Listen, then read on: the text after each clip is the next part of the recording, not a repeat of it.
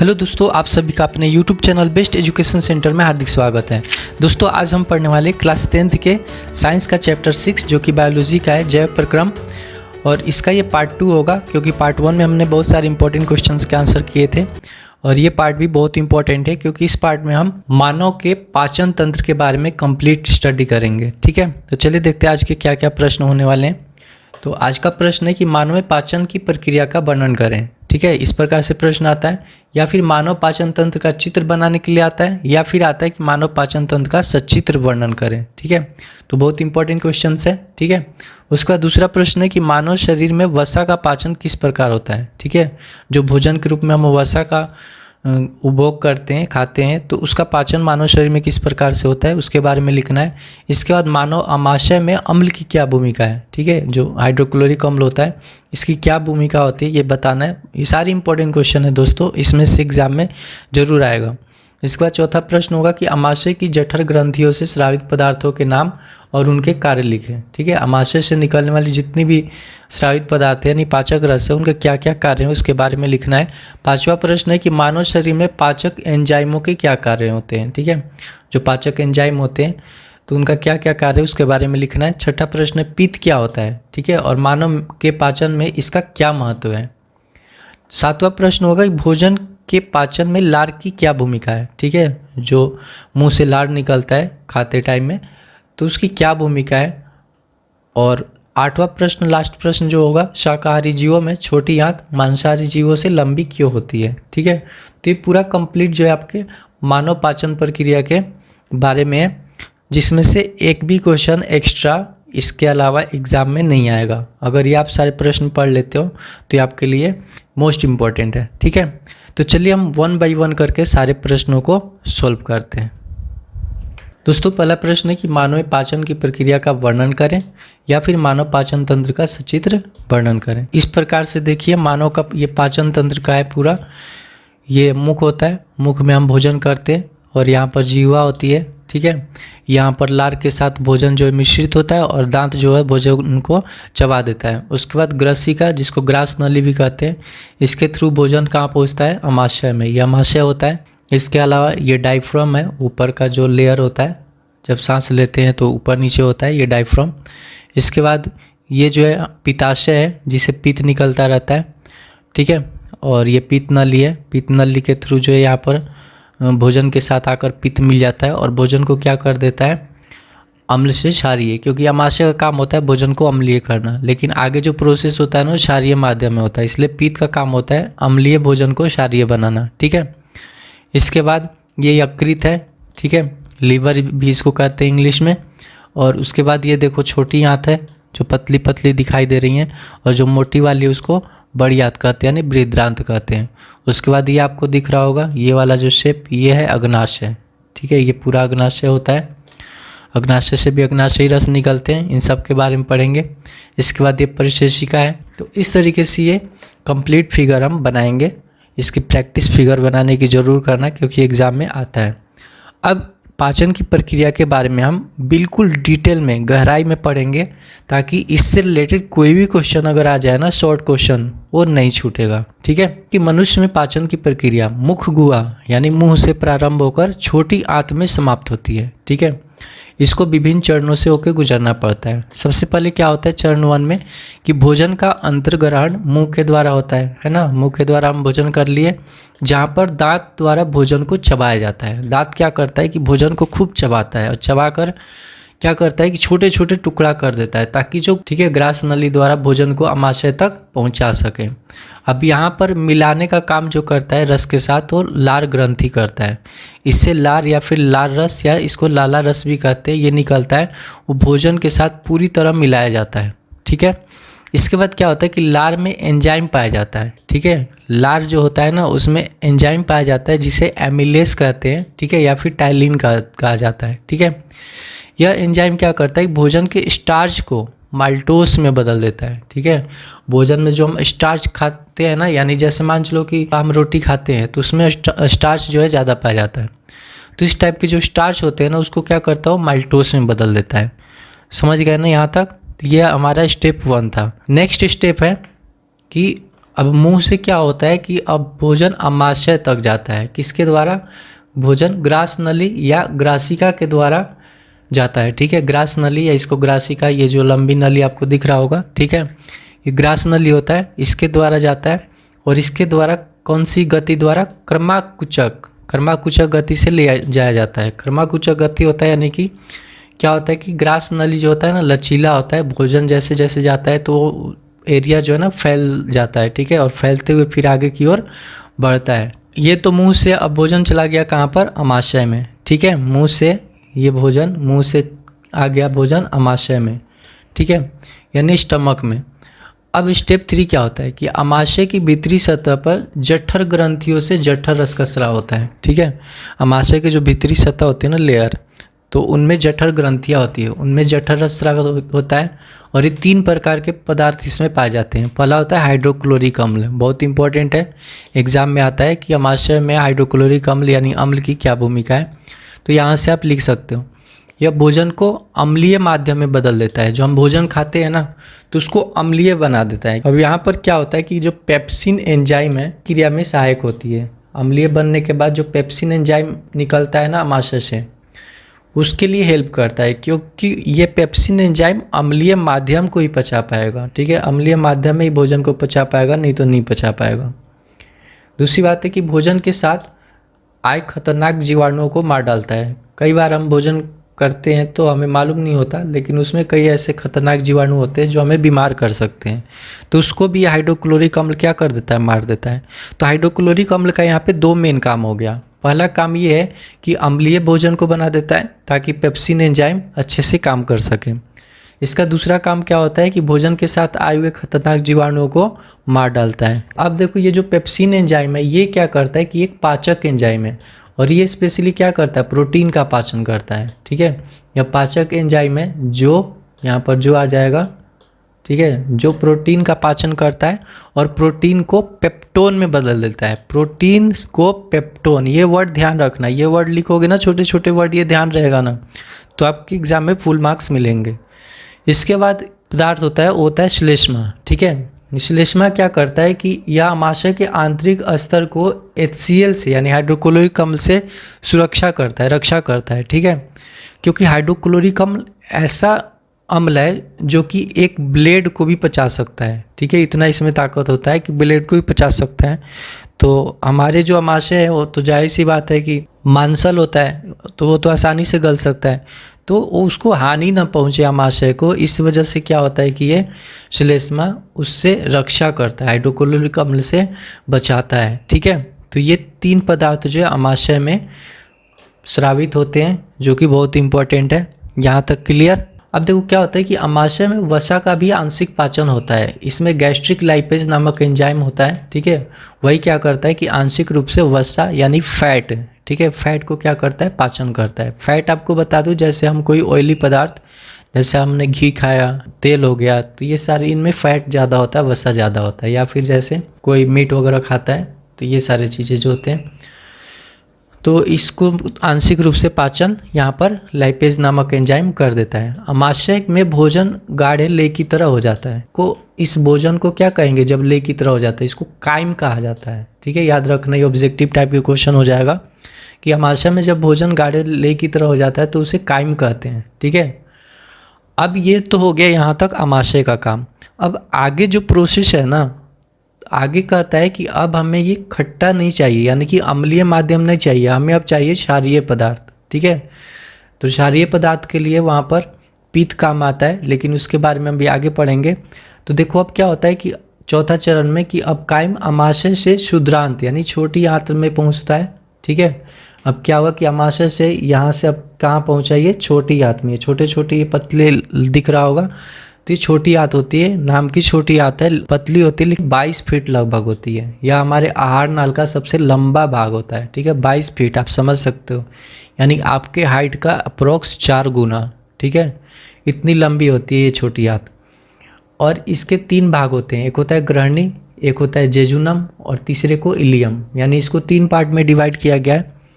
अब ग्रहणी में क्या होता है कि भोजन के साथ पित्त, जिसके बारे में अभी मैं जिक्र कर रहा था, पित्त हो गया, अग्नाशयी रस तथा इंसुलिन आकर मिलते हैं। ठीक है, अब यहाँ आपको ध्यान देने वाली एक बात है जो कि एग्जाम में हमेशा आता है, पित्त का स्राव कहाँ से होता है, तो यकृत से होता है। ठीक है, यकृत से पित्त रस निकलता है जो कि वसा के बड़ी गोलिकाओं को छोटी गोलिकाओं में तोड़ता है। ठीक है, और जो भोजन है ना, भोजन को क्षारीय माध्यम में परिवर्तित करता है, क्योंकि अमाशय ने भोजन को क्या किया था, अम्लीय माध्यम में कन्वर्ट किया था।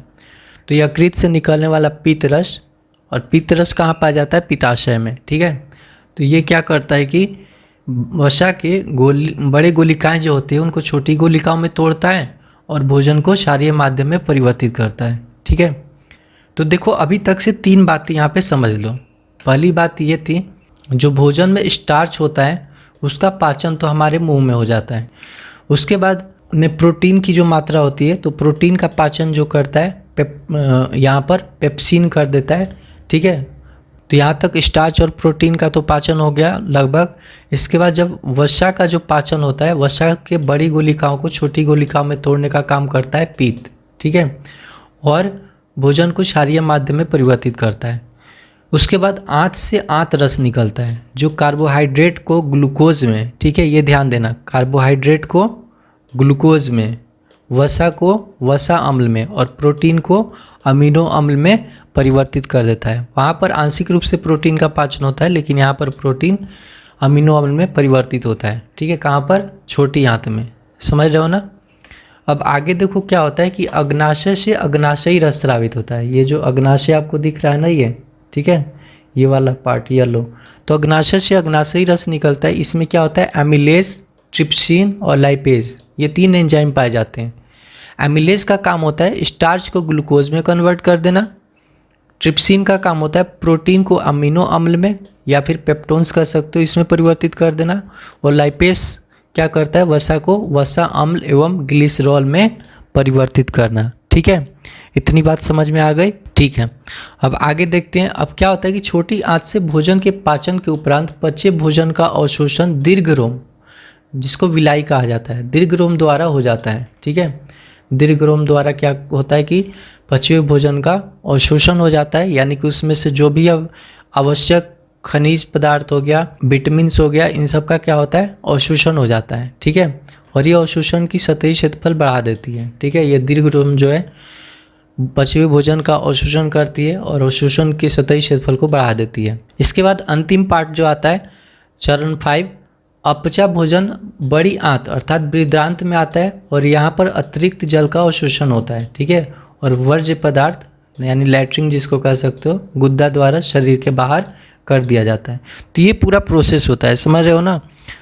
फिर से एक बार समझ लो, फिगर के थ्रू मैं समझाता हूँ कि भोजन कहाँ आता है। हम मुंह द्वारा भोजन कर लिए, अब मुंह में क्या होता है, दांत द्वारा भोजन को खूब चबाया जाता है, यानी छोटे छोटे टुकड़े किया जाता है। उसके बाद जीवा क्या करते हैं कि भोजन को अच्छे से घुलाते मिलाते हैं, किसके द्वारा, लार द्वारा। ठीक है, लार क्या करता है कि उसमें भोजन में स्टार्च का भी पाचन करता है। ठीक है, और भोजन को मिलाता है। इसके बाद क्या होता है कि भोजन ग्रास नली के द्वारा अमाशय में पहुंचती है। ठीक है, अमाशय में 3 अमाशयी रस स्रावित होता है, जिसमें एक हाइड्रोक्लोरिक अम्ल है, दूसरा श्लेष्मा है और तीसरा पेप्सिन है। ठीक है, तो इस तरीके से अमाशय में भोजन क्या होता है, अम्लीय माध्यम परिवर्तित हो जाता है। और जो पेप्सिन है वो प्रोटीन को आंशिक पाचन करता है ना। और श्लेष्मा क्या करता है कि अमाशय की स्तर को, बाहरी स्तर को सुरक्षा प्रदान करता है, किससे, हाइड्रोक्लोरिक अम्ल से। ठीक है, उसके बाद पित्ताशय से क्या होता है कि जब भोजन छोटी आंत में पहुंचने वाली होती है तो पित्ताशय से पित्त रस निकलता है जो भोजन को अम्लीय से क्षारीय बना देता है। और छोटी आंत क्योंकि बहुत बड़ी लंबी होती है, 22 फीट होती है लगभग, जो कि एमिलेज क्या करता है, स्टार्च को ग्लूकोज में, ट्रिप्सिन प्रोटीन को अमीनो अम्ल में या फिर पेप्टोन्स में, और लाइपेज वसा को वसा अम्ल एवं ग्लिसरॉल में कन्वर्ट कर देता है। ठीक है, तो इस तरीके से आप भोजन का कंप्लीट पाचन, अगर पूछा जाए एग्जाम में भोजन का पूर्ण रूप से पाचन कहाँ पे होता है, तो आपका आंसर क्या होगा, छोटी आंत में। ठीक है, तो छोटी आंत में भोजन के पाचन के उपरांत पचे हुए भोजन कहाँ पहुँच जाता है, दीर्घरोम द्वारा अवशोषित कर लिया जाता है। ठीक है, इसका जो अपचा भोजन है, यानी कि जो वेस्टेज है, जो फालतू की चीज़ें हैं, वो क्या होता है, छनकर और बड़ी आंत में चला जाता है। और बड़ी आंत के बाद वहाँ पर क्या होता है, जल का अवशोषण होता है और वर्ज्य पदार्थ गुद्दा द्वारा, ठीक है, शरीर के बाहर निकाल दिया जाता है। समझ में आ गया, आई होप आपने समझा होगा। हमने बिल्कुल डिटेल में पढ़ा है, ताकि इससे रिलेटेड कोई भी क्वेश्चन आए ना तो आपका मिस नहीं होगा। ठीक है, अब इससे रिलेटेड छोटे छोटे क्वेश्चन किस प्रकार से आते हैं वो भी एक बार देख लेते हैं। तो नेक्स्ट प्रश्न है कि मानव शरीर में वसा का पाचन किस प्रकार होता है। ठीक है, तो आप लिखोगे हमारे भोजन में वसा का पाचन मुख्य रूप से क्षुद्रांत यानी छोटी आंत में होता है। इस कार्य के लिए क्षुद्रांत जो है यकृत तथा अग्नाशय से एंजाइम प्राप्त करता है। यकृत से क्या निकलता है, पीत रस निकलता है, जो कि वसा के बड़ी गोलिकाओं को यानी बड़े बड़े टुकड़े को छोटी छोटी गोलिकाओं में तोड़ता है। ठीक है, जिससे एंजाइम की क्रियाशीलता बढ़ जाती है। और पीत रस का काम होता है कि अम्लीय माध्यम को क्षारीय माध्यम में बना देती है। ठीक है, पीत रस क्या करता है कि जो हाइड्रोक्लोरिक अम्ल द्वारा भोजन अम्लीय हो गया था उसको क्षारीय बनाता है, क्योंकि आगे जो प्रोसेस है ना वो क्षारीय माध्यम में ही हो सकता है। तो जिससे अग्नाशय से आने वाली अग्नाशयी रस छोटी गोलिकाओं वाली वसा को लाइपेज एंजाइम के माध्यम से पचा देता है और वसा को वसा अम्ल एवं ग्लिसरॉल में परिवर्तित कर देता है। ठीक है, पाचित वसा को अंत में आंत्र की भित्ति द्वारा क्या कर लिया जाता है, अवशोषित कर लिया जाता है। ठीक है, तो इस तरीके से मानव में वसा का पाचन होता है। लिख लोगे एग्जाम में आएगा तो। ठीक है, देखो क्योंकि भोजन हम करते हैं ना तो जो भोजन हम करते हैं पूर्ण रूप से वो हमारे शरीर की कोशिकाओं तक नहीं पहुंचता। शरीर की कोशिकाओं तक इम्पोर्टेंट जो विटामिन है, मिनरल्स है, वही पहुंचेगा ना। ठीक है, तो इसके लिए सारी प्रक्रिया होती हैं। नेक्स्ट प्रश्न है कि मानव आमाशय में अम्ल की क्या भूमिका है। बहुत इंपॉर्टेंट क्वेश्चन है।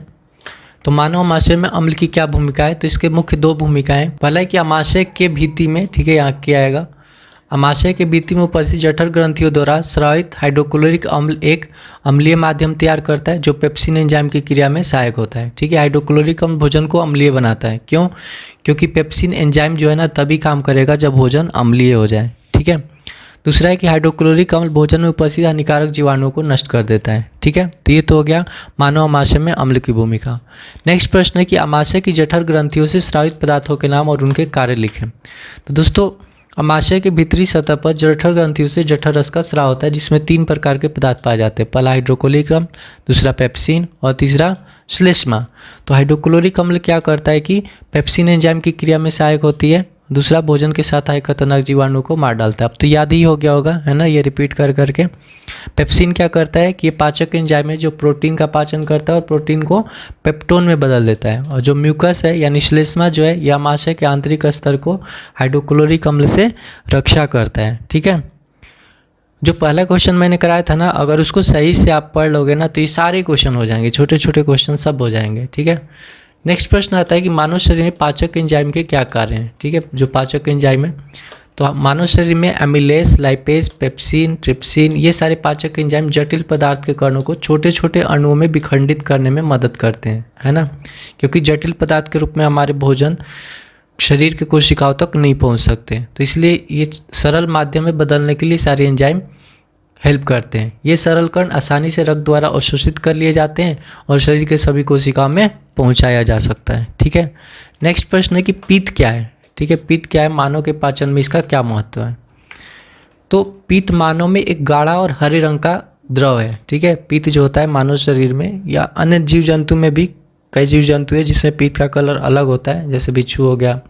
तो मानव में जो पित्त होता है ना, एक गाढ़ा हरे रंग का द्रव होता है जिसका स्राव यकृत कोशिकाओं से होता है। पित्त भोजन के अम्लीय माध्यम को क्षारीय माध्यम परिवर्तित कर देता है। इसके अलावा यकृत से जो निकलने वाला पित्त रस है वसा के बड़ी गोलिकाओं को छोटी गोलिकाओं में तोड़ता है। ठीक है, लिख लोगे। नेक्स्ट प्रश्न है कि भोजन के पाचन में लार की क्या भूमिका है। तो दोस्तों भोजन के पाचन में लार की बहुत महत्वपूर्ण भूमिका होती है। क्यों? कि लार जो है भोजन को मुलायम बनाने में सहायक होता है, जिससे आसानी से ग्रास नली से आमाशय तक भोजन को पहुंचाया जा सके, है ना। मुलायम होगा तभी तो भोजन पहुंचेगा ना, नहीं तो ग्रास नली में यानी कि जो गला होता है, गले में क्या होगा, अटकने लगेगा भोजन, है ना, फिर पानी पीना पड़ता है। इसलिए भोजन को अच्छे से चबाया जाता है और उसको मिलाया जाता है, किसके द्वारा, लार के द्वारा। दूसरा क्या है कि लार में उपस्थित एमिलेस एंजाइम स्टार्च के जटिल अणुओं को शर्करा में विखंडित कर देता है। ठीक है, जो स्टार्च होते हैं भोजन में ना, उसके जटिल अणुओं को शर्करा में परिवर्तित करता है। लार में क्या होता है, एमिलेज एंजाइम उपस्थित होता है, उसका ये काम होता है। ठीक है, अब नेक्स्ट प्रश्न है जो कि आज का अंतिम प्रश्न है और बहुत इंपॉर्टेंट प्रश्न है कि शाकाहारी जीवों में छोटी आंत मांसाहारी जीवों से लंबी क्यों होती है। ये कई बार एग्जाम में आ चुका है, तो इसका आंसर किस प्रकार से लिखो। देखो शाकाहारी जीव क्या कौन होते हैं, जो कि सिर्फ शाक पात खाते हैं, यानी कि जो है पौधे के प्रोडक्ट सिर्फ खाते हैं तो वे शाकाहारी होते हैं। तो जो शाकाहारी जीवों द्वारा शाकपात खाया जाता है, घास खाया जाता है, इसमें क्या होता है कि सेलुलोज की मात्रा अधिक होती है और सेलुलोज का पाचन जो है मांस की तुलना में जटिल होता है। ठीक है, सेलुलोज का जो पाचन है ना जटिल होता है, इसलिए शाकाहारी जीवों में छोटी आंत मांसाहारी जीव से लंबी होती है। क्योंकि पाचन करने में मुश्किल होगा ना, सेलुलोज का पाचन बहुत जटिल प्रक्रिया होती है, इसलिए शाकाहारी जीवों में जो छोटी आंत होती है वो मांसाहारी जीवों से लंबी होती है। समझ रहे हो ना, सिंपल सी बात है कि जो शाकाहारी जीव द्वारा भोजन किया जाता है उसमें सेलुलोज की मात्रा अधिक होती है और सेलुलोज का पाचन जो है ना मांस की तुलना में बहुत जटिल प्रक्रिया होता है। यही वजह है कि शाकाहारी जीवों में जो छोटी आंत होती है ना मांसाहारी जीवों से लंबी होती है। ठीक है, तो आज की ये सारे इंपॉर्टेंट क्वेश्चन आपको आसानी से समझ में आ गया होगा। ठीक है, तो एक बार रिव्यू कर लेते हैं हमने क्या क्या पढ़ा। तो हमने क्या क्या पढ़ा, मनुष्य में पाचन की प्रक्रिया का वर्णन, उसके बाद मानव शरीर में वसा का पाचन, अम्ल की भूमिका, आमाशय से जो निकलने वाली रस है उनके बारे में और उनका कार्य क्या होता है, मानव शरीर में पाचक एंजाइमों के कार्य, उसके बाद पित्त के बारे में हमने पढ़ लिया, भोजन में लार की भूमिका पढ़ लिया और लास्ट क्वेश्चन जो पढ़ लिया शाकाहारी जीवों में छोटी आंत मांसाहारी जीवों से लंबी क्यों होती है। तो आई होप आपको ये सारे प्रश्न अच्छे से समझ में आ गए होंगे। एक बार दोबारा आप देख लेना, बिल्कुल 100% क्लियर हो जाएगा और इससे जो भी एग्ज़ाम में आएगा एक प्रश्न आप आसानी से सॉल्व कर पाओगे। तो दोस्तों फिर मिलते हैं नेक्स्ट वीडियो में नेक्स्ट पार्ट के साथ, जो कि श्वसन प्रक्रिया होगा मानव में, तो भी बहुत इम्पोर्टेंट पार्ट होगा। तब तक के लिए बाय बाय दोस्तों, जय हिंद।